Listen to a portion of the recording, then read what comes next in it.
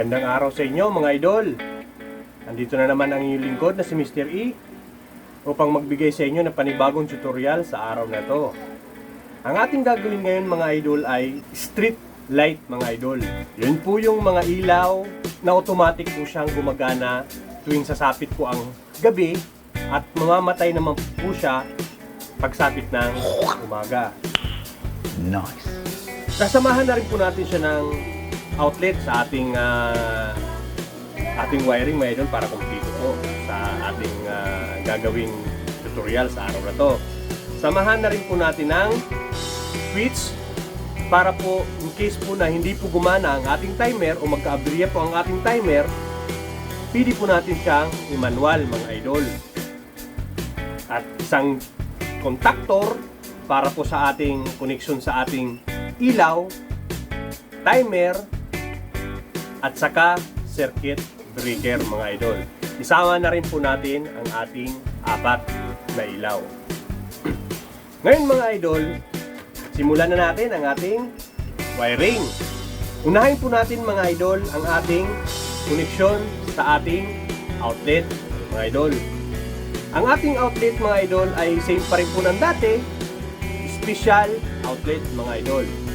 Ang connection niyan mga idol, neutral, sa symbol na N, ground, sa gitna, at ang letter L ay ang ating line or hot wire mga idol. Ang ating wiring connection mga idol ay line to ground connection or line to neutral connection mga idol. Ang circuit breaker number 1 natin ay para sa outlet at ang ating circuit breaker number 2 ay para sa ating mga ilaw. Okay? Simulan natin mga idol. Pagaling po dito mga idol sa ating neutral, ayan po, ito po siya, pumasok po dito. Ayan. Itatap po natin siya sa ating letter N mga idol. Ito po siya. Ito po. Tap po natin mga idol. Ayan. At ang ating circuit breaker number 1, itatap po natin siya sa ating hot wire mga idol or symbol letter L. Yan. Okay mga idol. Ayan. Natap na po natin ang ating neutral at ang ating hot wire mga idol. Sunod na natin tap ay ang ating neutral or ground wire mga idol. Sorry mga idol, ground wire pala. Ngayon, itap po natin siya sa ating ground. Yan, sa gitna mga idol. Ayan. Okay, paalala po ulit mga idol ha. Ang wire po natin gagamitin sa ating ground line ay kulay or color green mga idol. Okay mga idol? Okay. Tapos na po tayo sa ating outlet. Yan. Sunod natin mga idol ay ang ating koneksyon sa ating contactor mga idol. Okay. Unang itap natin mga idol ay ang ating contactor. Ayan. Okay. Kung makikita nyo mga idol, mayroon po tayong tinatawag na sa symbol dito na line 1, line 2, line 3. Ang gagamitin lang po natin dito mga idol ay ang line 1 at saka line 3. Kasi mga idol, ang gagamitin nating wiring ay hindi naman po siya 3-phase. Single phase lang po ito mga idol. Kaya ang gagamitin nating linya sa ating contactor ay line 1 and then line 3. Ang line 1 natin, itap natin ang ating hot wire. Yan.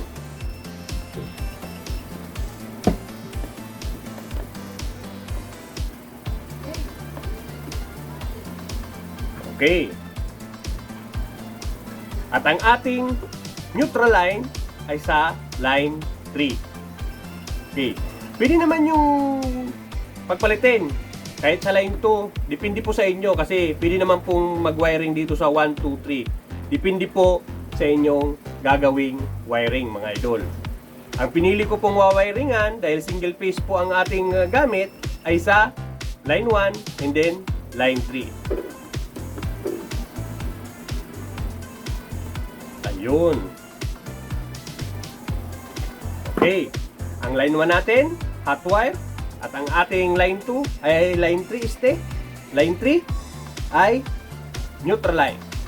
Ngayon, itap na po natin ang ating neutral line dito sa ating wire. Yan.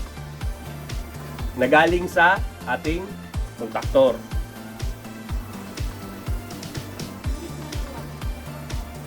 Ayan, mga idol. Okay. Natap na po natin ang ating hot wire and neutral line sa ating contactor, mga idol. Sunod natin gagawin, mga idol, ay ang ating hot wire ng ating ilaw. Okay, mga idol? Kukuha tayo ng hot wire ng ating ilaw, mga idol. Dito tayo kukuha sa ating contactor, mga idol. Ayan. Okay. Pwede natin siya ditong i-tap.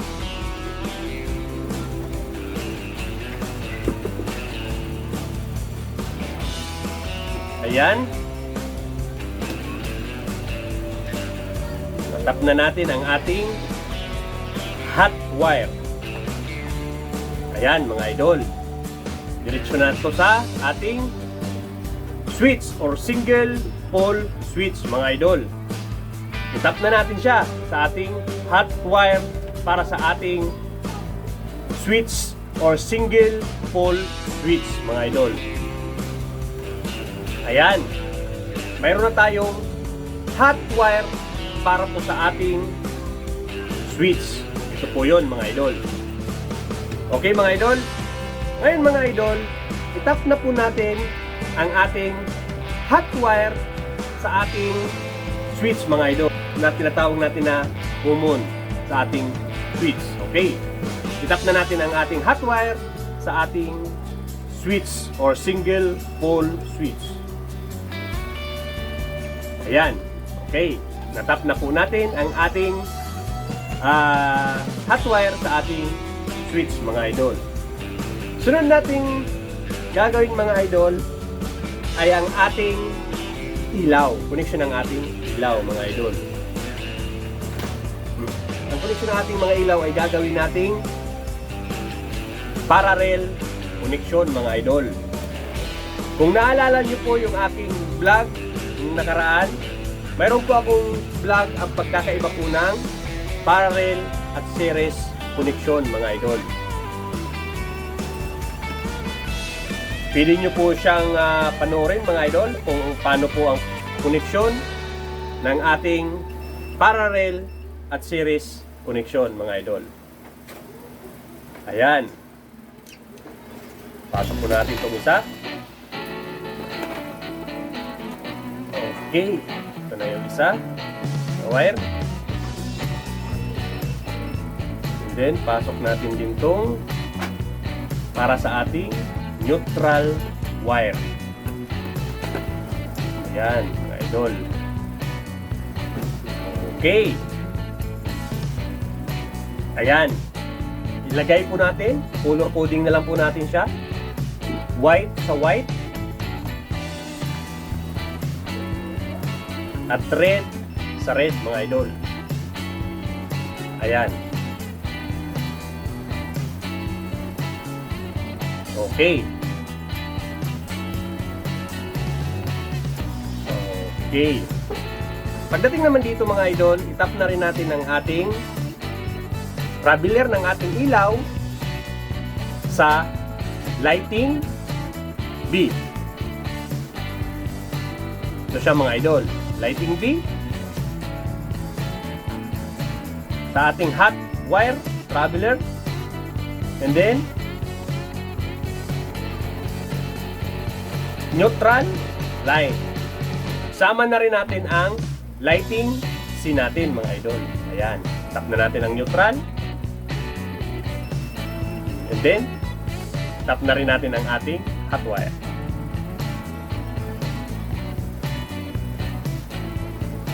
Ayan.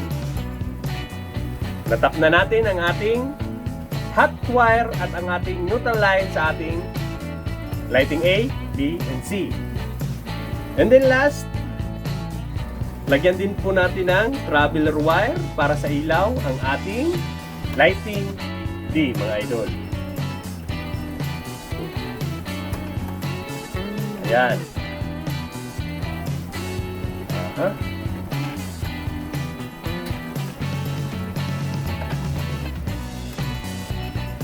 Okay. Yan mga idol. Ito na po yung ating hot wire and neutral line para sa ating ilaw or lighting D. Tap na rin natin dito, traveler. Okay, yan. And then, isa pa, sa ating neutral. At tagos siya dito sa isang junction box para sa connection ng ating lighting B. Ayan, connection ulit yan mga idol. Ayan. Okay. And then, dito. Okay.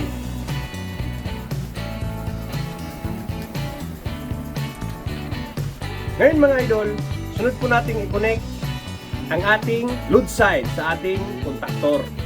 Tap po natin yung ating load side sa ating contactor mga idol.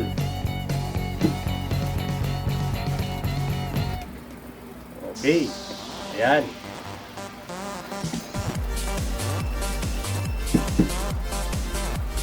Ayan.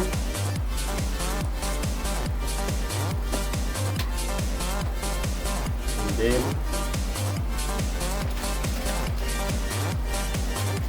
ayan mga idol. Tap na natin ang ating load side. Ngayon, i-connect na po natin siya sa ating hot wire sa ilaw mga idol. Yun. And then, sa ilaw din sa ating neutral. Ayan mga idol. Okay, tapos na tayo sa connection sa ating ilaw mga idol. So natin gagawin mga idol ay yung sa ating switch mga idol. Itap na natin ang ating traveler para po sa ating mga ilaw. Ang switch na ito mga idol ay backup po sa ating timer. Once po nasira po yung ating timer, yung ating switch ang ating gagamitin para i-manual po ang ating ilaw mga idol. Kasi di po may iwasan mga idol na masunog po ang coil ng timer at hindi na po siya gumana. Kaya para po sigurado na yung ating street light ay palaging gagana once na sumapit po ang dilim, kailangan nating maglagay ng ating backup na switch mga idol. Okay? Ngayon, itap na natin ang ating traveler para sa ating single pole switch mga idol. Ayan. Natap na natin mga idol.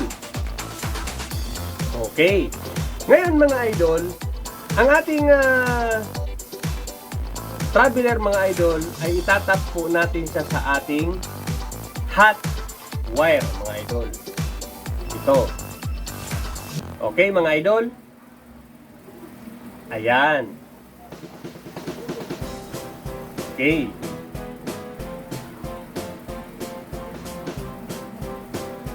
Yan. And then mga idol, may isa po tayong lalagyan ng wire para po makumpleto po yung ating backup sa ating switch or single pole switch, mga idol. Okay?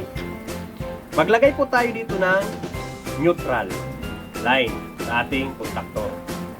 Okay?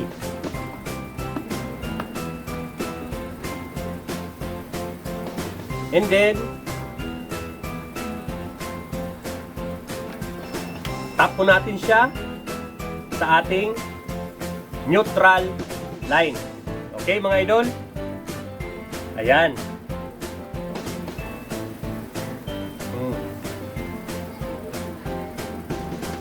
Parang ano lang, mga idol, no? Tambak ng wiring dito sa ating gitnang junction box. Kasi andito yung ating main connection sa ating center ng junction box, mga idol. Kung mapapansin nyo, mga idol, bakit kailangan ko pang lagyan ng neutral line dito, mga idol? Ito po ay backup sa ating switch, mga idol, sa ating single pole switch. Okay, mga idol? Ngayon, sunod na nating wiringan, mga idol, ay ang ating timer. Okay, mga idol? Unahin po natin ang ating line side. Okay? Ito po ang ating line side or power side sa bandang left side, mga idol.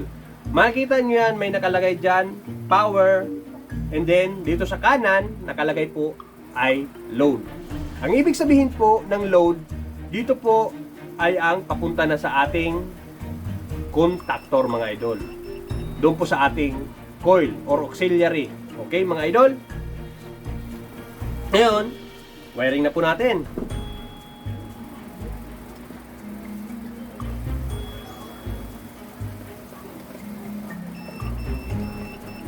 Tapo muna natin ang ating neutral.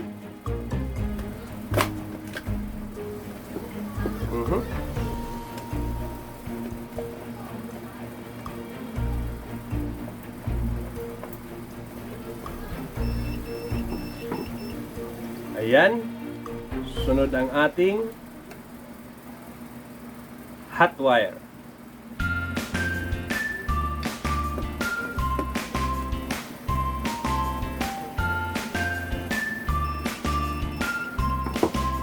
And then, tap na po natin siya sa ating neutral line. Dito po, mga idol. Singit po natin dito yung sa ating timer. Iwangan po natin yan, mga idol. And then, tap po natin dyan yung ating timer, mga idol. Ayan.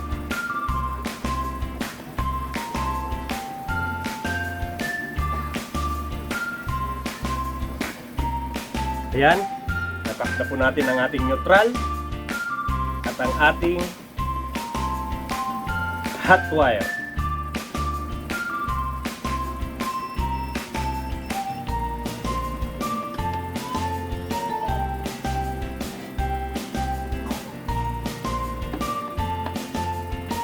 Ayan.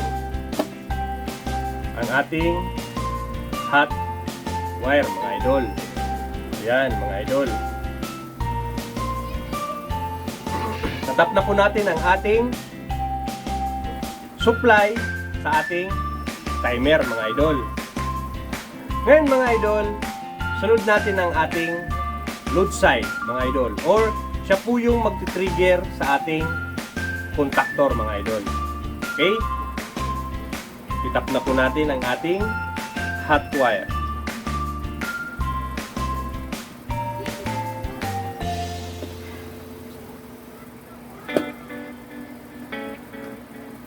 And then, ang ating neutral wire.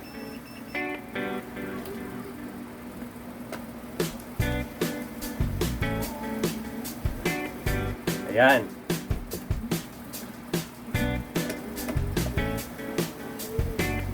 Natap na po natin ang ating hot wire and neutral line sa ating load side, mga idol.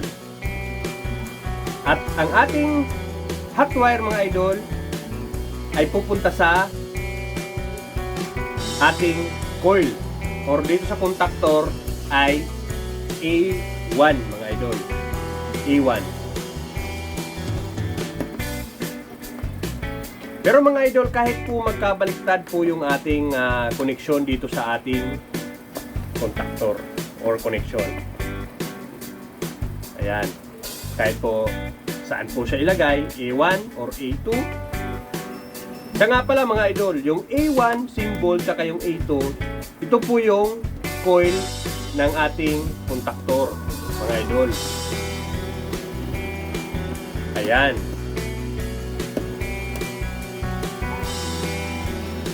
Okay. Yan mga idol. Tapos na po tayo mga idol. Paghiwalay-hiwalay muna natin tong ating wiring. Saka pumutok mga idol. Okay. Recap po tayo mga idol. Ayan. Simulan natin sa ating connection mga idol. Line to neutral yan. Connection natin mga idol. Pagaling dito sa ating neutral line, diretso sa ating outlet, letter N or neutral connection. Okay mga idol? At pagaling po dito sa ating hot wire or circuit breaker 1, diretso po siya sa ating outlet, letter L or hot wire connection mga idol. Okay? At ang ating ground mga idol, ayan, sa body po ng ating circuit breaker or pwede rin po yan ilagay sa ating body ng ating panel. Okay mga idol, yung ating ground, diretso po siya dito sa ating ground, sa gitna po ng ating outlet mga idol. Ang ating wiring dito sa ating outlet mga idol ay pwedeng magbaliktad, wala pong problema yan.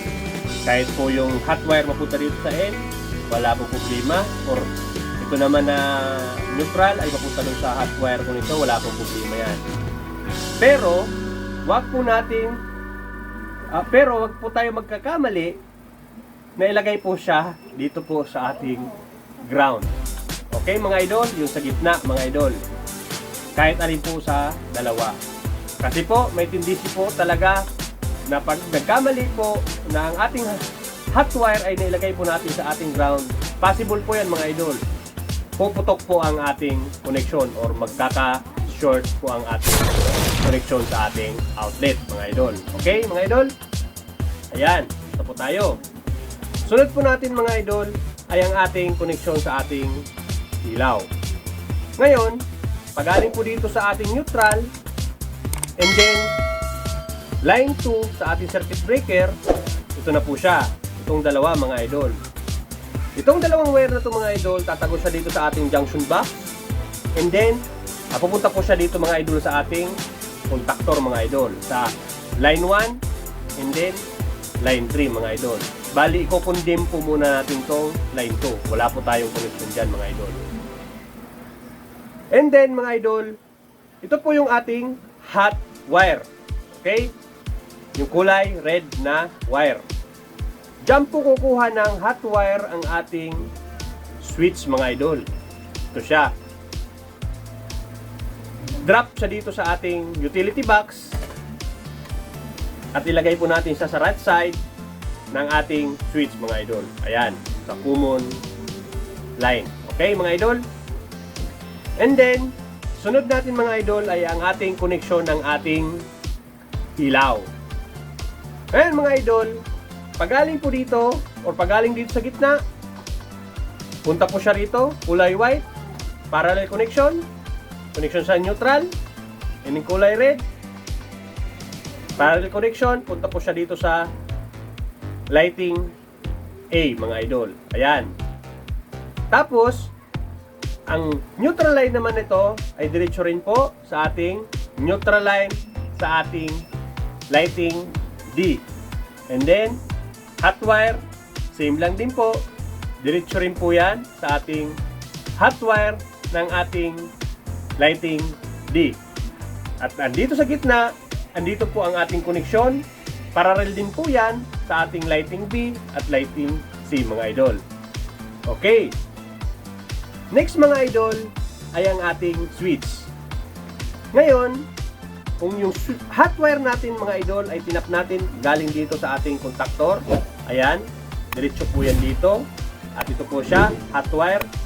Ang ating traveler, itong white, ito po siya mga idol. Itatap po natin siya sa ating hot wire connection sa ating ilaw mga idol. Ito po ang traveler ng ating switch mga idol. Pagaling dito, tagos yan dito, hanggang dito ang ating connection ng ating switch traveler wire. Okay mga idol? Ngayon, para magkaroon po ng ilaw ang ating switch number 1, kukuha po tayo ng neutral dito sa ating contactor. Ito po yun mga idol. Ayan, ito pong white na to. Saka, itap po natin dito sa ating neutral light, mga idol. Okay. At last, dito na po tayo sa ating timer. Kuha po tayo ng supply, hot wire, kaka neutral. Drop po natin sa ating power source or power line, mga idol. Or line side, mga idol. Okay? Pasok dito, labas dito kay load, at yun naman po ang pupunta sa coil ng ating contactor mga idol. Okay mga idol? Ngayon mga idol, tapos na po tayo at energize na po natin ang ating wiring mga idol. Tingnan natin kung tama ba yung ating ginawa mga idol. Okay? Una nating i-check ay ang ating outlet mga idol. Mayroon po ako ditong slide at mayroon din po ako ditong tester mga idol para masukat po natin kung ilang pong voltahe ang pumapasok po sa ating outlet mga idol. Okay? Ngayon, iuna po natin ang ating circuit breaker number 1. Yan mga idol. Subukan po natin ang slide. Yun mga idol. Ilaw po siya mga idol. Gumagana po siya. Okay? And then, subukan po natin siyang tester.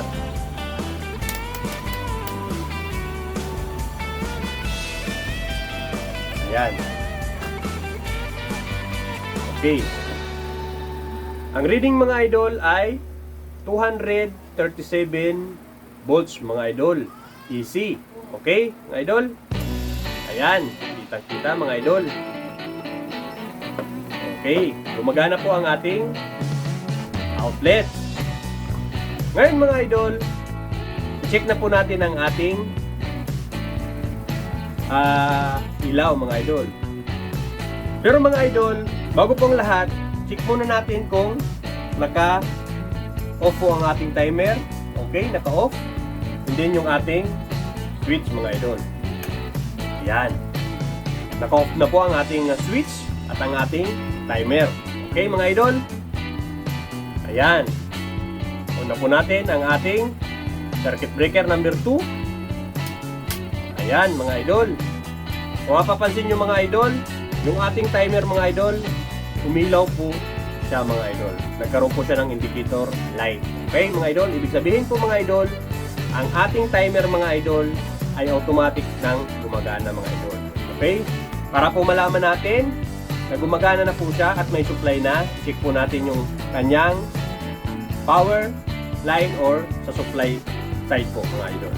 Bukan din natin dito sa ating contactor sa line side. Ganun din po mga idol. 237 volts mga idol. At dito sa ating load side, okay, wala po siyang voltahe mga idol kasi hindi pa po gumagana ang ating timer mga idol. Okay? Kung mapansin nyo sa nakaraang vlog mga idol, mayroon po akong tinuro kung paano po ang pag-setting ng ating timer mga idol. At kung paano po siya gagana mga idol. At nandyan lang po sa baba ng ating video yung link para po mapanood nyo kung paano po gumana ang ating timer mga idol. Okay? Ngayon, ito po mga idol yung ating lever or tinatawag natin na manual sa ating timer mga idol. Okay? I-on ko po siya para po malaman natin kung gumagana po yung ating ilaw mga idol. Okay? I-on na po natin siya. O yan mga idol. Gumagana po yung ating timer mga idol. Gayon din po ang ating contactor at gumana rin po yung ating ilaw mga idol. Papakita ko rin po sa inyo mga idol kung paano po siya gumana. Depende po sa inyong setting mga idol.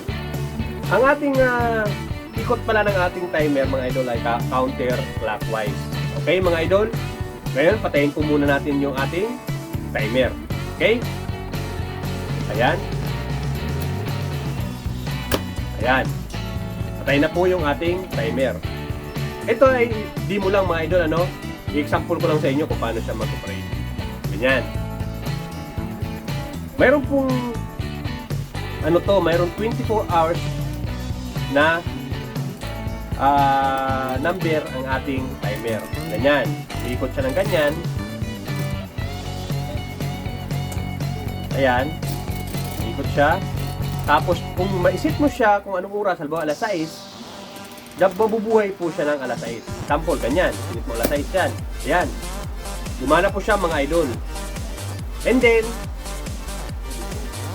mamatay naman po siya after mo po siya iset kung anong oras o sabihin natin alas 6 ng umaga, alas 5 ng umaga. Depende po sa inyo kung anong oras nyo po isiset ang ating timer mga idol. Ayan. Mamatay na po mga idol. Okay?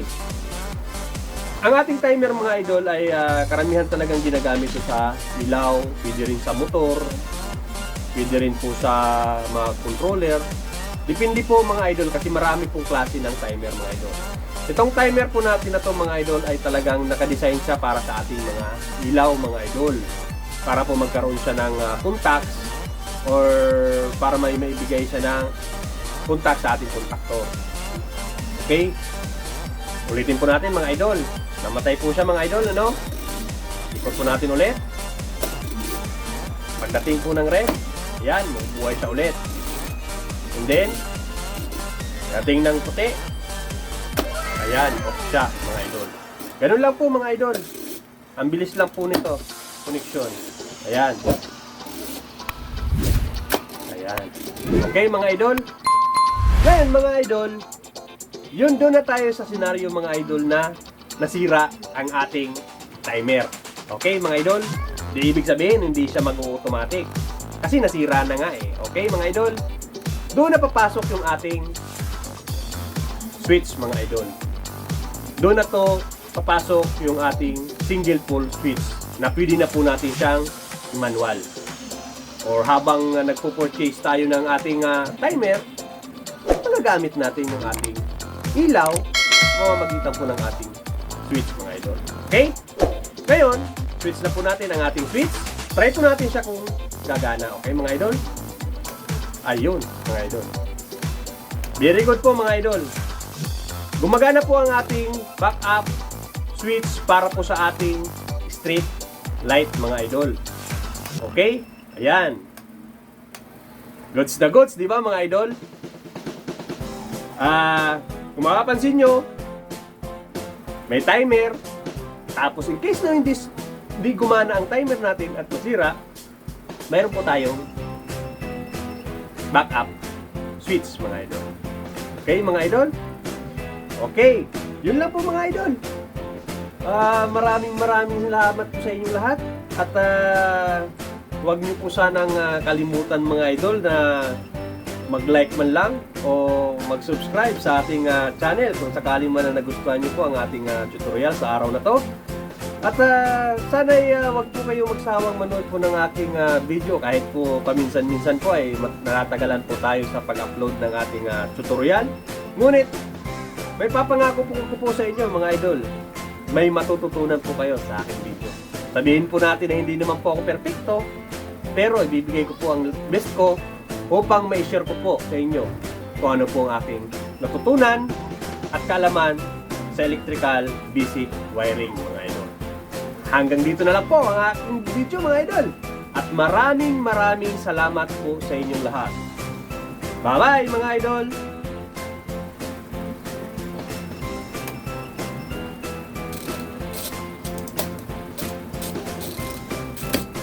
Nice!